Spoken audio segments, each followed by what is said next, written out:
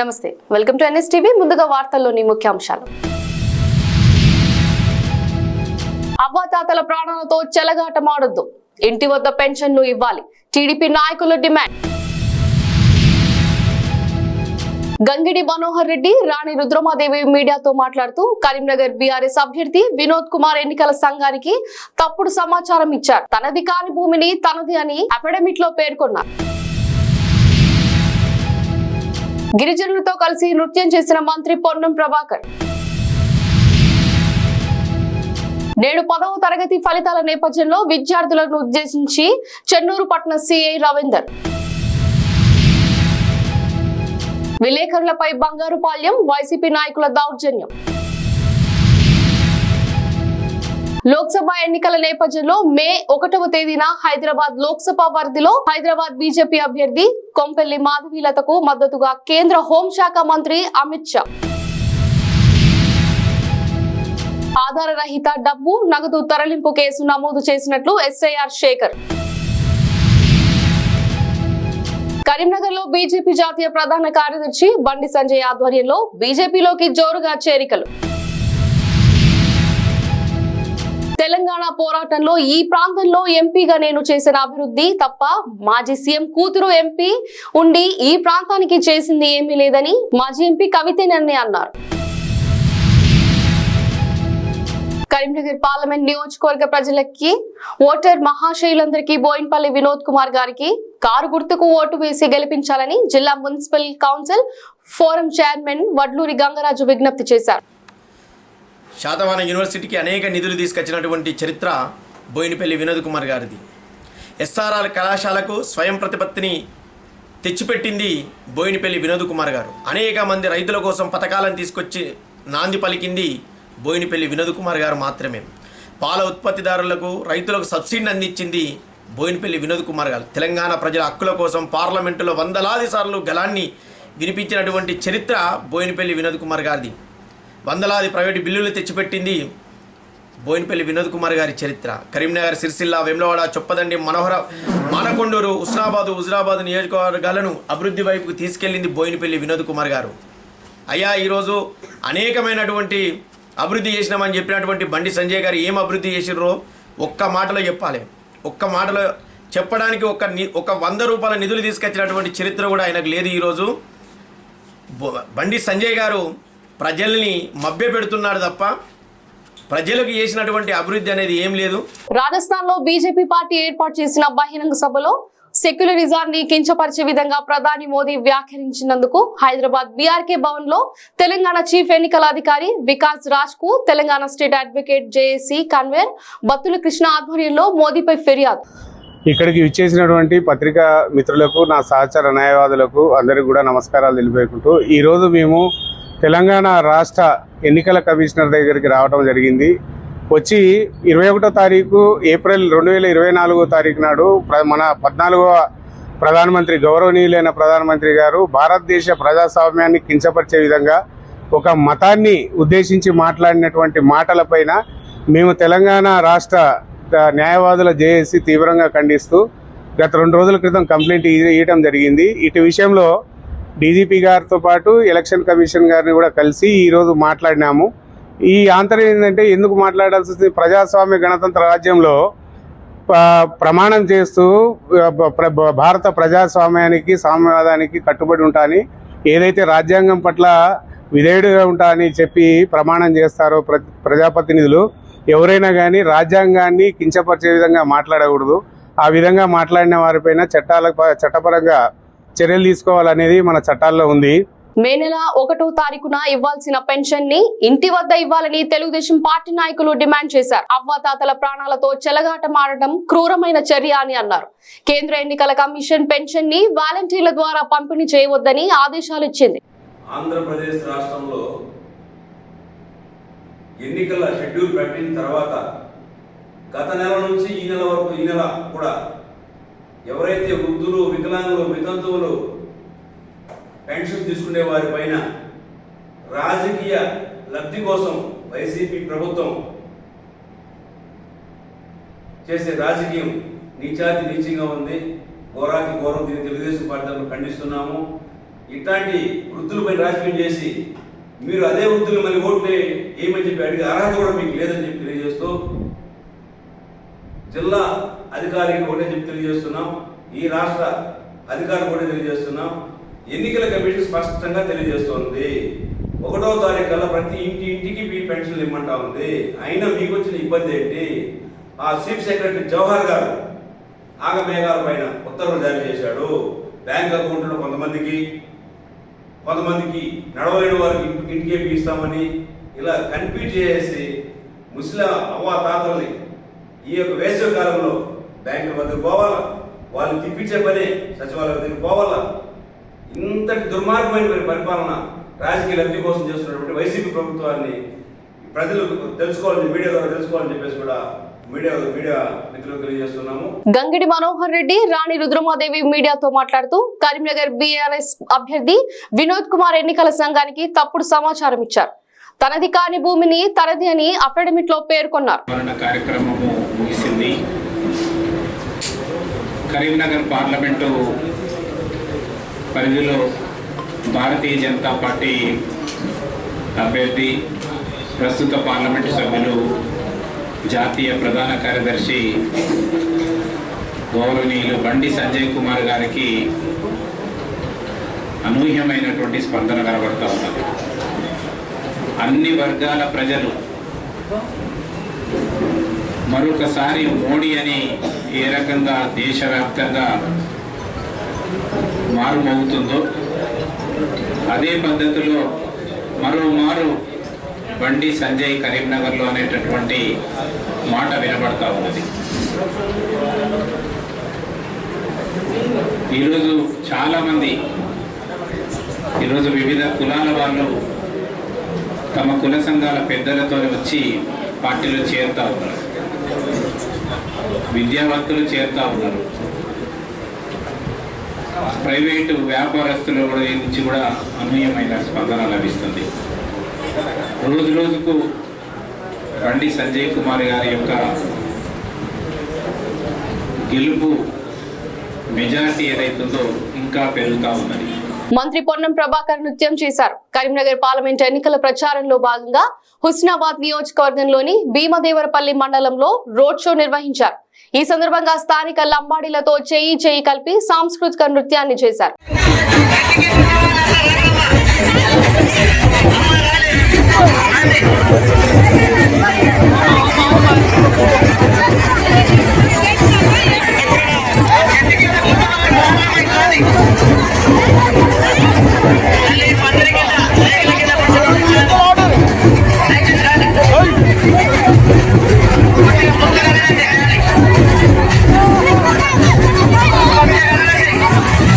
తరగతి పరీక్షలో ఫెయిల్ అయిన విద్యార్థులు ఎవరు కూడా అధైర్యపడవద్దని, నిరాశ చెందకూడదని సూచించారు. పరీక్షలో ఫెయిల్ అయితే మళ్లీ రాయడానికి సప్లిమెంటరీ ఉంది కాబట్టి ఫెయిల్ అయ్యామని జీవితాన్ని చేతిలోకి తీసుకొని అఘాయిత్యాలకు పాల్పడకూడదని తెలిపారు. మనకి ఈరోజు 10th క్లాస్ సంబంధించిన రిజల్ట్స్ ఈరోజు వస్తున్నాయి. కాబట్టి ముందుగా మన చెన్నూరు మండలంలో ఉన్నటువంటి 10th క్లాస్ రాసినటువంటి పిల్లలకు అందులో ముందుగా అందరికీ అడ్వాన్స్ కంగ్రాచులేషన్స్ చెప్పడం జరుగుతుంది. దాంట్లో భాగంగానే ఈరోజు ఒక చిన్న విషయం మీతో షేర్ చేసుకోవడం కొరకు నేను మీతో మాట్లాడుతున్నా. అందులో ఏంటంటే ఇప్పుడు ఈరోజు 10th క్లాస్ రిజల్ట్స్ వస్తున్నాయి. ఓకే, అందులో పాస్ అయిన స్టూడెంట్స్ పాస్ అవుతారు. కొంతమంది సరే వాళ్ళు తెలివికల్లోలే, కానీ ఒక్కొక్క టైంలో కొంచెం వాళ్ళకి ఏదో ప్రాబ్లం ఉండో అదే ఉండో వాళ్ళు కొంతమంది స్టూడెంట్స్ అయినా ఫెయిల్ అయ్యే అవకాశం ఉన్నది. కానీ ఆ ఫెయిల్ అయినప్పుడు మేము ఫెయిల్ అయిపోయినాం కదా, దాంతో అదే అయిపోయినాం కదా, నా తోటోడు వాడు పాస్ అయిపోయాడు, వాడు మంచిగా అదే అయిపోయాడు అని చెప్పి మీరు ఏదో కుంగిపోకుండా లేదేదో బాధపడి చేసే విధంగా బాధపడాల్సిన అవసరం లేదు. ఎందుకంటే 10th క్లాస్ ఒక్కటే మన జీవితాన్ని డిసైడ్ చేయదు. తర్వాత 10th తర్వాత మనము ఇంకా చదువులు బాగుంటాయి. ఒక 10th క్లాసులో ఫెయిల్ అయినామని చెప్పని కొంతమంది పిల్లలు సూసైడ్ చేసుకోవడము, లేకపోతే ఇంకేదో డిప్రెషన్లోకి వెళ్ళిపోవడము, అటువంటివి చేయకూడదు, అవసరం లేదు. ఎందుకంటే 10th క్లాస్ ఫెయిల్ అయినంత మాత్రాన మనం లైఫ్లో ఫెయిల్ అయినట్టు కాదు, ఇంకా సాధించేది చాలా ఉంటుంది. అట్లా అనుకుంటే 10th క్లాస్లో ఫెయిల్ అయిన వాళ్ళు చాలా మంది గొప్ప వ్యక్తులు ఉన్నారు. గొప్ప వాళ్ళ తర్వాత చాలా వాళ్ళు ఉన్నత స్థాయికి ఎదిగిన వాళ్ళు చాలా మంది ఉన్నారు. దాంట్లో కొన్ని మనకు ఎగ్జాంపుల్స్ కొన్ని మీకు షేర్ చేసుకోవాలనుకుంటున్నాను. దాంట్లో ఏంటంటే అంజు శర్మ అని చెప్పని మనకు రాజస్థాన్ క్యాడర్ ఐఏఎస్ ఆఫీసర్ ఒక వాళ్ళు ఉంటారు. ఆమె ఏందనంటే 10th ఫెయిల్ అయింది, ఇంటర్లో కూడా ఫెయిల్ అయింది అని చెప్పి ఇప్పుడు ఆమె బాధపడే 10th ఫెయిల్ అయినా కదా అని చెప్పి చనిపోవడమో లేకపోతే అది చేయడమో చేయలేదు. లేదా ఇంటర్మీడియట్లో కూడా ఫెయిల్ అయింది మళ్ళీ, అయినా కూడా ఆమె ఏం కుంగిపోయి చేయలేదు. కానీ ఆమెకు సైన్స్ అంటే పాపం భయం అట. ఎవరు అంజు శర్మ అనే మేడం అని చెప్పి నాకు సైన్స్ అంటే భయం కాదని ఇంటర్మీడియట్లో ఎకనామిక్స్ తీసుకున్నది. ఎకనామిక్స్ తీసుకుంటే ఎకనామిక్స్లో కూడా ఫెయిల్ అయింది ఇంటర్మీడియట్లో. కానీ ఆమె దాంతో ఉండి అయ్యో నేను ఇట్లా అయిపోయింది, నేను 10th ఫెయిల్ అవుతుంది, ఇంటర్లో ఫెయిల్ అవుతుంది అని చెప్పి ఆమె బాధపడలేదు. ఇటీవల ఓ సమావేశంలో వైసీపీ మండల కాన్వేర్ విలేకరులను ఉద్దేశించి డబ్బుల కోసం విలేకరుల సమావేశాలకు వస్తున్నారంటూ తీవ్ర ఆరోపణలు ఆవేదనతో ఆ విలేకరి సోషల్ మీడియా ద్వారా సమాజం ప్రజాస్వామ్యం దృష్టికి తీసుకురావడంతో నచ్చచెప్పిన నేతలు గంపలగూడెం మండలం తిరువురు నియోజకవర్గ అభ్యర్థిగా జనవాహిని పార్టీ తరఫున నేను ఉంగరం గుర్తుపై నా యొక్క ఓటు నా యొక్క గుర్తు సార్ ఉంగరం గుర్తుతోటి నేను పోటీ చేస్తున్నాను. మా యొక్క పార్టీ అధ్యక్షులకి ప్రత్యేక వందనాలు, ధన్యవాదాలు. కూడి వచ్చిన చెల్లెమ్మలకి కూడా నా యొక్క ధన్యవాదాలు. మా యొక్క పార్టీ యొక్క ముఖ్య ఉద్దేశం ఏంటంటే బీద బడుగు బలహీన వర్గాలపై మా యొక్క పోరాటం.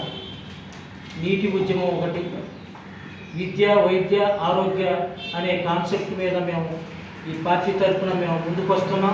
రాజకీయాలను కలుషితం చేస్తున్న పార్టీల పట్ల ప్రజలు అప్రమత్తంగా ఉండాలి. ఇప్పటి వరకు అధికారంలోకి వచ్చిన ప్రతి పార్టీ ప్రజలను మోసపూరిత హామీలతో ప్రలోభ పెట్టి పబ్బం గడుపుకుంటున్నారు. రాజకీయాల్లో సేవాభావం పోయి అధికారమే పరమవాదిగా కోట్లు కుమ్మరించి ఓట్లు కొనుగోలు చేస్తూ ప్రజల్ని దగా చేస్తున్నారు. ఆయన ఒకసారి పడిపోయిన తర్వాత మళ్ళీ పైకి లేచిన తర్వాత అందరూ కూడా వారిని లాబింగ్ చేసి కోర్టు కేసులు అని చెప్పి మళ్ళీ 50 చేశారు. 2014-19 మధ్యలో ఓ ప్రభుత్వం వచ్చి దాన్ని 58ని 60 చేశాడు. 19-24 మధ్యలో ఇంకో ప్రభుత్వం వచ్చి 62 చేశాడు.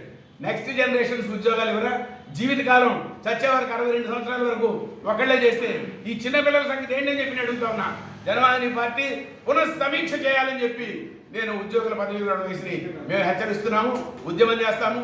55 సంవత్సరాల వయసు కానీ లేదా 30 సంవత్సరాల సేవ కానీ విచవరీ జరిగే వాళ్ళ ఇంటికి వెళ్ళాలి, కొత్త వాళ్ళకి అవకాశం ఇవ్వాలి. ఇది ఇంకొక ఎజెండా. తర్వాత విశాఖ ఉక్కు, మా చిన్నతనంలో విశాఖ ఉక్కు ఆంధ్రుల హక్కు అని మేము ఎన్నో ఉద్యమాలు చేశాము స్టూడెంట్స్గా ఉన్నప్పుడు. అదేవిధంగా ఆ ఉద్యమాల్లో మా మీద బాష్పవాయువులు, లాఠీ చార్జీలు అలాంటివి చాలా జరిగితే ఈవేళ ఓ దుర్మార్గమైనటువంటి ఈ రాష్ట్రాన్ని పట్టి పీడిస్తున్నటువంటి ఒక కేంద్ర ప్రభుత్వం, ఆ ప్రభుత్వంలో ఉన్నటువంటి పార్టీ నిస్సిగ్గుగా విశాఖ ఉక్కుని ప్రైవేటీకరణ చేస్తున్నామంటే ఈ పార్టీలు కానీ ఆ పార్టీలు కానీ ఈ రాష్ట్రంలో ఉన్నటువంటి పాలక ప్రతిపక్షాలు, ప్రతిపక్ష పాలక పార్టీలు వాళ్ళు నిశ్చేష్టులై అచేతనులై రాజకీయంగా నిర్వీర్యమైపోయి నువ్వెవడవే అయ్యి విశాఖ ఉక్కుని మీరు ప్రైవేటీకరణ చేయడానికి అని చెప్పి ప్రశ్నించేటువంటి ఒక చేత కాని పరిస్థితుల్లోకి వెళ్ళిపోయారు. ప్రశ్నించలేకపోతున్నారు. విశాఖ ఉక్కు అంటే దాదాపుగా 23 గ్రామాలు ఎన్నో, కొన్ని వేల ఎకరాల తర్వాత కొన్ని వందల అనుబంధ పరిశ్రమలు, 29,000 మంది ఉద్యోగులు, 30,000 మందో 40,000 మందో మన కాంట్రాక్ట్ ఉద్యోగులు, ఇంతమంది ఉంటే విశాఖ ఉక్కుని ప్రైవేటీకరణ చేయడానికి వీలేదని నువ్వు అసెంబ్లీలో తీర్మానం చేయలేవు. ప్రతిపక్ష పార్టీగా ఉన్నవాడివి నువ్వు ఆ ప్లే కార్డ్స్ పట్టుకుని నిలబడలేవు. అసలు దాన్ని పూసేలేదు నీకు. నువ్వు పారిపోయి అక్కడ హైదరాబాద్లో కూర్చుంటావు. ఇటువంటి భారతీయ జనతా పార్టీతోటి ఈవేళ మేము తగుదునమ్మా పొత్తు పెట్టుకుంటున్నామని చెప్పి ఒక ముఠా తిరుగుతా ఉంది. లోక్సభ ఎన్నికల నేపథ్యంలో మే నెల 1వ తేదీన హైదరాబాద్ లోక్సభ పరిధిలో హైదరాబాద్ బీజేపీ అభ్యర్థి కొంపెల్లె మాధవీలతకు మద్దతుగా కేంద్ర హోంశాఖ మంత్రి అమిత్ షా చేపట్టనున్న రోడ్ షోకు మహిళలు అధిక సంఖ్యలో తరలివచ్చి విజయవంతం చేయాలని గోల్కొండ జిల్లా మహిళా మోర్చా అధ్యక్షురాలు నిత్య పారిక్ కోరారు. 2024 के लोकसभा चुनाव की पूरी तैयारी हमारे हैदराबाद पार्लियामेंट में हो चुकी है. जिस तरीके से पूरा देश जान चुका है कि अवैसी के गढ़ में इस बार अवैसी को चुनौती देने के लिए नारी शक्ति के रूप में माधवी लता जी ने पूरी तरीके से अपनी तैयारी कर ली है और अवैसी की खुद की रातों की नींद उड़ चुकी है, क्योंकि 40 साल में उसने पुराने शहर को सिर्फ तकलीफ़ें दी है, सिर्फ धोखे दिए हैं और झूठे वादे किए हैं। लेकिन अब पुराना शहर भी माधवी लता जी को पूर्ण रूप से एक्सेप्ट कर चुका है, चाहे वो हमारे माइनॉरिटी भाई बहन हो, चाहे हमारे हिंदू भाई बहन हो। आज बढ़ चढ़कर माधवी लता जी का स्वागत कर रहे हैं और समर्थन के लिए आगे आ रहे हैं। इसी लोकसभा चुनाव के दौरे में हमारे गृह मंत्री अमित शाह जी इस बार पुराने शहर में आकर रोड शो कर रहे हैं। 1 मई को लाल दरवाजे से होते हुए उनका रोड शो शाम को होगा। आप सभी से अनुरोध है कि बढ़ चढ़कर इस रोड शो का हिस्सा बनिए और अपना पूर्ण समर्थन दीजिए, क्योंकि 40 साल का जो परिवारवाद, जो धोखाधड़ी चलती आई है, पुराना शहर इस बार वो बर्दाश्त नहीं करेगा और बदलाव की जो परिस्थिति बन चुकी है 4 जून को उसका जवाब पूरी जनता मिलकर देंगी और भारी बहुमत से हमारी माधवी लता जी इस बार जीतेंगी और संसद में हम सभी महिलाओं की आवाज पहुंचाएंगी। డాక్టర్ బిఆర్ అంబేద్కర్ కోనసీమ జిల్లా కొత్తపేట నియోజకవర్గంలోని ఆలమూరు మండలం నవాబుపేట పేనికెరు గ్రామంలో తెలుగుదేశం జనసేన బీజేపీ పార్టీల ఉమ్మడి ఎమ్మెల్యే అభ్యర్థి బండారు సత్యానందరావు గారి ప్రజాగళం ఎన్నికల ప్రచారం కార్యక్రమం. పెద్ద ఎత్తున ఆడపడుచులు, అన్నదమ్ములు, అక్కచెల్లెళ్ళు అందరూ కూడా స్వాగతం పలికి ఈ ప్రచారాన్ని దిగ్విజయంగా నడిపిస్తున్నందుకు మీ అందరికీ కూడా పేరు పేరున ప్రతి ఒక్కరికి నా హృదయపూర్వకమైనటువంటి నమస్కారాలు తెలియజేసుకుంటూ ఉన్నాను. మరి ఆకుపత్తి చెన్న గారు, మరి ఎస్సీ నాయకులు, మరి ఎస్సీల సమస్యల పట్ల ఎంతో అవగాహనతో పనిచేసే ఆకుపత్తి చెన్న గారు కూడా రావడం జరిగింది. వారికి కూడా నా హృదయపూర్వకమైన నమస్కారాలు. మరి నవాబుపేట గ్రామం అభివృద్ధికి మరో పేరు మన ప్రభుత్వంలో, గత తెలుగుదేశం ప్రభుత్వంలో రాష్ట్ర స్థాయి అవార్డు తెచ్చుకున్న గ్రామం ఏదైనా ఉంది అంటే నవాబుపేట గ్రామం. చక్కగా అభివృద్ధి చేసుకున్నాం. మొక్కలు నాటుకునే వాళ్ళం, ఇంటికి మరుగుదొడ్లు కట్టుకున్నాం, వీధి వీధికి ఎల్ఈడి దీపాలు వేసుకున్నాం, ఇల్లు కట్టుకున్నాం. ఆధార రహిత డబ్బు నగదు తరలింపు కేసు నమోదు చేసినట్లు ఎస్ఐఆర్ శేఖర్ సోమవారం సాయంత్రం దేవకద్ర నియోజకవర్గం చిన్న చింతకుంట మండల కేంద్రంలోని పోలీస్ స్టేషన్ లో స్థానిక విలేకరులతో మాట్లాడుతూ లాల్కోట చౌరస్తా దగ్గర వెహికల్ చెకింగ్ చేయుచుండగా కోట్ల సిద్దయ్య ఉట్కూరు మండలం మగ్దంపూర్ గ్రామ నివాసి 1,30,000 నగదును స్విఫ్ట్ డిజైర్ వాహనంలో ఎలాంటి ఆధారాలు లేనందున ఉన్నత అధికారుల ముందు తగు చర్య నిమిత్తం ఉంచినట్లు ఎస్ఐ తెలిపారు.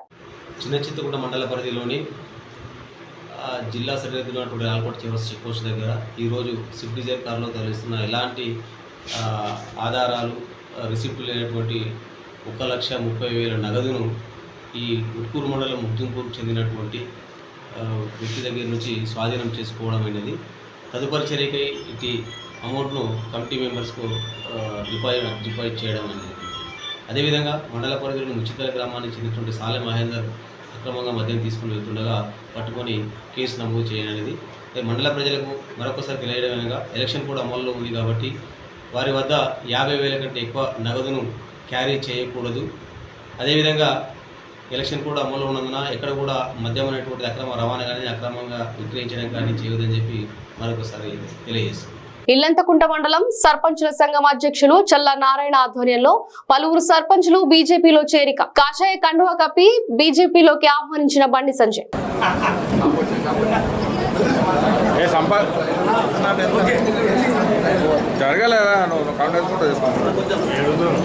నిమ్మగడ్డ రమేష్ గారు, నగర ఉపాధ్యక్షుడు నిమ్మగడ్డ రమేష్ గారు, సమ్మెర శ్రీనివాస్ గారు,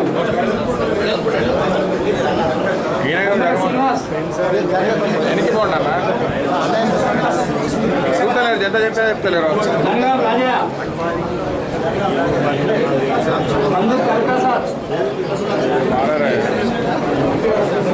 అన్నా జరగన్నా కొంచెం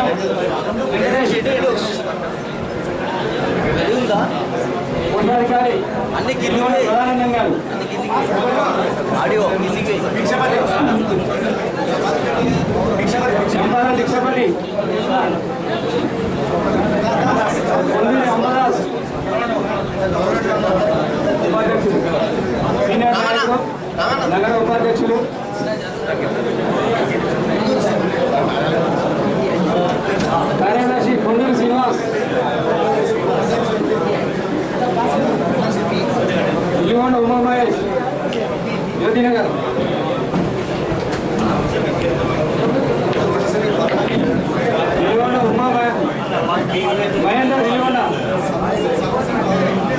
పోరాటంలో ఈ ప్రాంతంలో ఎంపీగా నేను చేసిన అభివృద్ధి తప్ప మాజీ సీఎం కూతురుగా ఎంపీగా ఉండి ఈ ప్రాంతానికి చేసింది ఏమీ లేదని, చక్కెర ఫ్యాక్టరీని స్వాధీనం చేసుకుంటామని రైతులను నట్టేయటం మంచింది మాజీ ఎంపీ కవితనేనని అన్నారు. జాతీయ స్థాయి గుర్తింపు వచ్చిందంటే దాంట్లో మెట్పల్లి, కోరుట్ల నియోజకవర్గ కాంగ్రెస్ కుటుంబ సభ్యులకి, ప్రజలకు ప్రత్యేక కృతజ్ఞతలు. తెలంగాణ రాష్ట్రం వచ్చింది. ఈ ప్రాంత ఎంపీగా నేను పోరాటం చేసిన తీరు ప్రతి ఒక్కరు గర్వించినట్టుగా పోరాటం చేసినాం. పోరాటమే కాకుండా కీర్తిశేషులు జువాడి రత్నాకరరావు గారు ఈ ప్రాంత అభివృద్ధికి ఎంతో హితోత్కంగా వాళ్ళు సహాయపడ్డారు. ఎలాంటి అవినీతి తావు లేకుండా పనిచేశారు. వారి తర్వాత క్రమంలో నేను ఇక్కడ ఎంపీ అయినప్పుడు కూడా స్థానిక ఎమ్మెల్యే టీఆర్ఎస్ పార్టీ ఉన్నా ఒక దిక్కు తెలంగాణ పోరాటం, ఇంకో దిక్కు ఇక్కడ పశు వైద్య కళాశాల తీసుకొచ్చిన కోర్టులకి నీటి ఎద్దడి తీర్చినాం. రోడ్ వైండింగ్ నిజామాబాద్ నుంచి జైతల వరకు పొడిగించినాం. రైల్వే లైన్ కంప్లీట్ అయింది నా హయాంలో. పాస్పోర్ట్ ఆఫీస్ తీసుకొచ్చి ఇక్కడ గల్ఫ్లో పనిచేసే వేలాది మందికి నిజామాబాద్ తీసుకురావడంతో వాళ్ళు ఎంతో సహాయం జరిగింది. 10 ఏళ్ల కాలంలో 5 సంవత్సరాలు ముఖ్యమంత్రి కూతురు కవిత గారి ప్రాంత ఎంపీ ఉండేది. ఏ ఒక్క పని ఒకటి చేసి శిలాపలకాలు తప్ప ఇక్కడ ఉన్న చక్కెర ఫ్యాక్టరీ, నడుస్తున్న చక్కెర ఫ్యాక్టరీ కూడా మూతపడ్డది. తెలంగాణ వచ్చి టీఆర్ఎస్ పార్టీ ప్రభుత్వం ఏర్పడ్డాక చక్కెర ఫ్యాక్టరీ కొరకు ఇక్కడున్న కాంగ్రెస్ కుటుంబ సభ్యులు, మాజీ మంత్రివర్యులు, ప్రస్తుత కాంగ్రెస్ పార్టీ అభ్యర్థి జీవన్ రెడ్డి గారు, ఇక్కడ సత్యం రెడ్డి, మిగతా రైతు నాయకులందరితో కలుపుకొని చక్కెర ఫ్యాక్టరీ తెరచడానికి కొరకు ఎంతో పోరాటం చేశారు. కీర్తిశేషులు మాజీ ఎమ్మెల్యే కోమిరెడ్డి రాములు కూడా మాతో కలిసి పనిచేశారు. ఇందిరా పార్క్ దగ్గర ధర్నాలు పెట్టినాం. బకాయిలు ఇప్పించడానికి పనిచేసాం. చక్కెర ఫ్యాక్టరీ స్వాధీనం చేసుకుంటామని చెప్పి నట్టేయటం వచ్చింది అప్పుడు మాజీ ఎంపీ కవిత గారు. తర్వాత 2019లో బీజేపీ పార్టీ అభ్యర్థిగా అరవింద్ వచ్చినట్టు చక్కెర ఫ్యాక్టరీ సొంత నిధులతో తెప్పిస్తా అని చెప్పి మాట ఇచ్చినట్టు, పసుపు బోర్డు అని చెప్పినట్టు పంగనామాలు పెట్టినాడు. మెట్పల్లి పట్టణంలోని దుకాణ సముదాయాలలో కోరుట్ల నియోజకవర్గ ఎమ్మెల్యే కల్వకుంట్ల సంజయ్, నిజామాబాద్ ఎంపీ అభ్యర్థి బాజీరెడ్డి గోవర్ధన్ ను భారీ మెజారిటీతో గెలిపించాలని స్థానిక కొత్త బస్టాండ్ నుండి పాత బస్టాండ్ ఆబిద్ హోటల్లో గ్రీన్ టీ తాగి డిపో వరకు పాదయాత్రగా బయలుదేరారు. దుకాణ యాజమానులు ఎమ్మెల్యే కల్వకుంట్ల సంజీవ్ కు ఘన స్వాగతం పలికారు.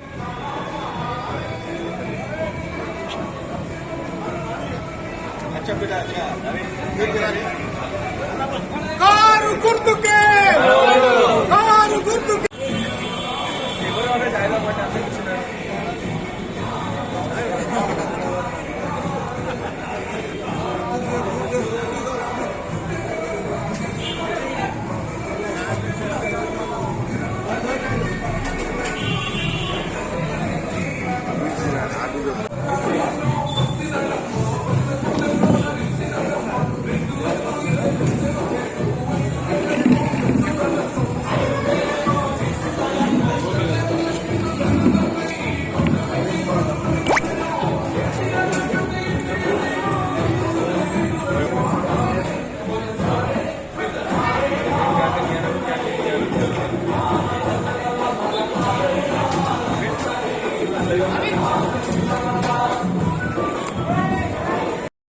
బీసీ విద్యార్థి సంఘాల నాయకుడు పరశురాం యాదవ్ బహీరాబాద్ పార్లమెంట్ స్థానాన్ని ఇండిపెండెంట్ గా నామినేషన్ వేయడం జరిగింది.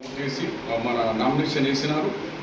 ఇవాళ విత్డ్రాల్కు లాస్ట్ డేట్ కాబట్టి కాంగ్రెస్ పార్టీ ఎన్నో మంచి పథకాలు ప్రవేశపెట్టి ఇవాళ రిజర్వేషన్ ఇబ్బందులు పెడుతున్నారు మోదీ గారు. కాబట్టి నిన్న ఆర్ కృష్ణయ్య గారు మా బీసీ నాయకులు ఆయన టీవీ డిబేట్లో ఓపెన్గా అన్నారు, రిజర్వేషన్ మాత్రమే ఇబ్బందులో ఉన్నది, మరి రిజర్వేషన్ కాపాడాలంటే కాంగ్రెస్ పార్టీకి మనం గెలిపించాలన్నారు. కాబట్టి ఆర్ కృష్ణయ్య గారితో నేను ఫోన్లో మాట్లాడిన తర్వాత ఆయన ఒక ఆదేశాలను మళ్ళీ అట్లనే నాకు కూడా మాట్లాడి ఆర్ కృష్ణయ్య గారు కూడా పిల్ల అన్నారు. మా పూర్తి సపోర్ట్ షబీర్ భాయ్ కాంగ్రెస్ పార్టీకి ఇస్తాం, రాహుల్ గాంధీకి ఇస్తాం. ఎందుకంటే SC ST BC minority reservation Modi వస్తే మాత్రం ఎత్తేస్తారు. అందు గురించి ప్రతి బీసీ నాయకులకు నేను అప్పీల్ చేసినాను. నా తరఫు నుంచి మీరు కూడా అప్పీల్ చేయండి. మన బీసీలంతా, మన బీసీ ఎస్సీ ఎస్టీ మైనార్టీలు అందరూ కూడా ఈసారి కాంగ్రెస్ పార్టీకి మద్దతు ఇవ్వాలా, కాంగ్రెస్ పార్టీకి గెలిపించడానికి ప్రయత్నం చేయాలి. పెన్షన్దారులను ఇబ్బంది పెట్టే విధంగా వ్యవహరిస్తున్న ప్రభుత్వ వైఖరిపై ఫిర్యాదు. మే 1వ తేదీ ఉదయం ఇంటి వద్దనే పెన్షన్లు అందించాలంటూ డిమాండ్. అదర్ గవర్నమెంట్ ఎంప్లాయీస్ను కూడా ఉపయోగించుకోమని చెప్పినప్పటికి కూడా డోర్ స్టెప్లో ఇంటి వద్దే పెన్షన్ ఇచ్చే అవకాశం ఉన్నప్పటికీ సుమారు 3.5 లక్షల ప్రభుత్వ ఉద్యోగులు అందుబాటులో ఉన్న ఉద్దేశపూర్వకంగా చీఫ్ సెక్రటరీ జవహర్ రెడ్డి, ముఖ్యమంత్రి జగన్ నాటకంలో భాగంగా వైసీపీ పార్టీకి లబ్ధి చేకూరే విధంగా ఈ దుర్మార్గానికి పాల్పడ్డారు. సెర్ఫ్ సిఇఓ కలెక్టర్స్ వీడియో కాన్ఫరెన్స్లో సిఇఓ సెర్ఫ్ చాలా స్పష్టంగా బ్యాంకు ద్వారా చేయటం కుదరదు, ఎందుకంటే అక్కడ చాలా ఇబ్బందులు ఉన్నాయి అని స్పష్టంగా చెప్పినప్పటికి కూడా ఏకపక్షంగా దుర్మార్గంగా చాలా క్లియర్గా బ్యాంక్ అకౌంట్లో పనిచేస్తున్నాయో లేదో తెలీదు, ఏ బ్యాంకులో ఉన్నాయో తెలీదు, ఆధార్ సీడ్ అయి ఉందో తెలీదు, ఇంప్రాక్టికల్, కుదరదని చెప్పిన అధికార యంత్రాంగం, సెర్ఫ్ సిఇఓ, సెర్ఫ్ ఎండి వీళ్ళందరూ కూడా మళ్ళీ 10 రోజుల్లో వాళ్ళు చెప్పిన మాటలనే వాళ్ళే తిప్పి రాస్తూ బ్యాంకుల ద్వారా మేము పెన్షన్లు ఇస్తామన్నారు.